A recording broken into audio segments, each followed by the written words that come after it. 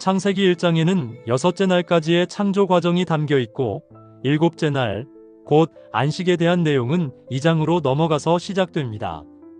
만약 1장 안에 7일째 안식까지 모두 들어갔다면 읽는 사람 입장에서도 외우거나 인용할 때 훨씬 편하고 표현도 쉬웠을 텐데 굳이 일곱째 날만 따로 2장의 첫 부분에 배치한 이유가 무엇인지 궁금해집니다. 혹시 장과 절을 나누는 과정에서 단순한 실수가 있었던 것은 아닐까 생각해보는 사람도 많을 것입니다. 하지만 저는 이 부분이 단순한 편집상의 실수라기보다는 여섯째 날 땅의 차원 6과 일곱째 날 하늘의 차원 7 사이에 존재하는 커다란 영적인 경계를 장의 구분으로 나타낸 것이 아닐까 생각합니다. 7일째 안식은 단순히 창조의 연장선이 아니라 완전히 다른 존재의 차원으로 넘어가는 전환점이라는 의미를 품고 있는 셈입니다. 6날 동안의 노력과 다스림도 물론 소중하지만 그 자체가 최종 목적은 아니라는 점을 강조하려는 것이겠지요.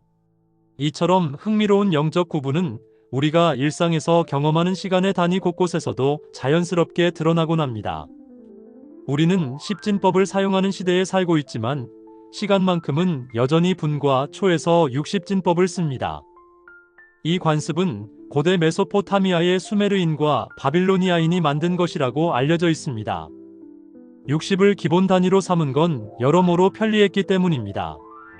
60은 약수가 12개나 있어서 물건을 나누거나 시간을 쪼갤 때 아주 유리합니다. 또 실제로 고대인들은 엄지손가락으로 나머지 손가락의 12마디를 하나씩 세며 그 과정을 반대손의 손가락 하나하나에 맞춰 5번 반복하면 60이 되는 손가락 셈법도 자연스럽게 익혔었습니다. 이런 방식은 그들에게 신체 리듬 그대로 숫자를 쓰게 해주는 도구였던 셈입니다. 뿐만 아니라 당시 1년을 대략 360일로 계산했기 때문에 60이라는 숫자는 원의 각도나 정삼각형 같은 기하학 원리를 설명할 때도 잘 들어맞았습니다. 그래서 세상의 기준으로 손색이 없었던 것입니다. 이런 이유들로 6을 기본으로 하는 순환체계는 인류 초기 문명 때부터 널리 자리 잡은 표준이 되었습니다.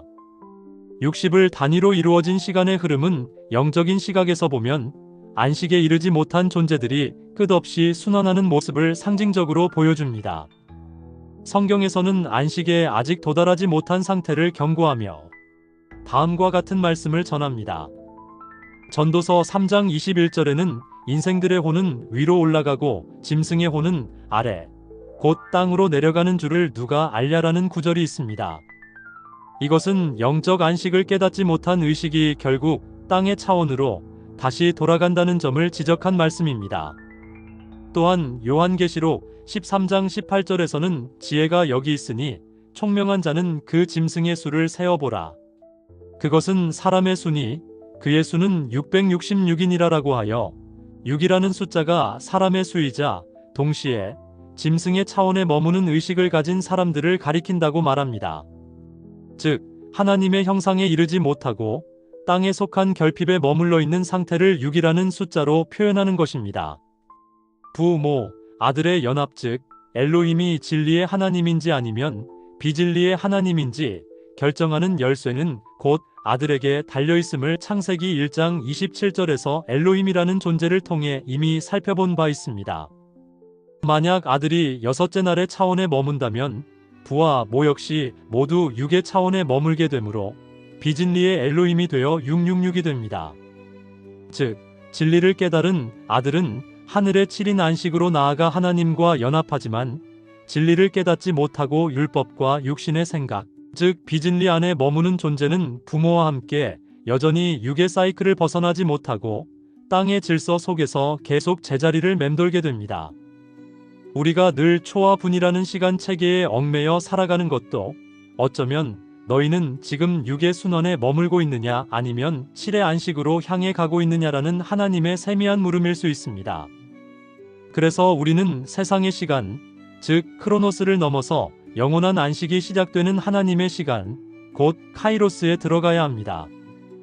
6이라는 숫자가 상징하는 땅의 풍요와 편리함에 머무르지 말고 한 장을 넘겨 일곱째 날의 안식에 이르는 것이 창조 언약이 바라보는 궁극적인 목적지입니다.